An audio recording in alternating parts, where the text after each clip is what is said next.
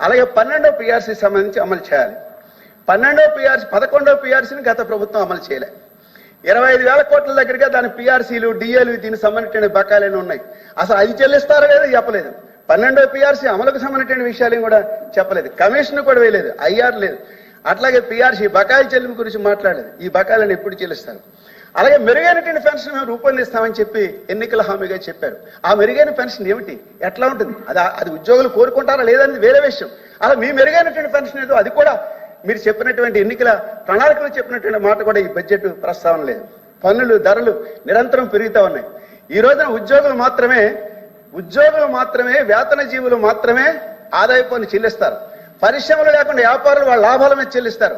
నికరంగా వీళ్ళు మాత్రమే ఇవాళ రాష్ట్రానికి కేంద్రానికి పన్నులు చెల్లింది. అలాంటి వాళ్ళకి పిఆర్సీలు అమలు చేస్తే ఆ రకంగా తిరిగి రిటర్న్స్ రూపంలో వచ్చేటువంటి అవకాశం ఉంటుంది. అట్లాగే అది కూడా ఈ బడ్జెట్ ప్రసంగంలో స్పష్టం లేదని చెప్పి ఈ తర్వాత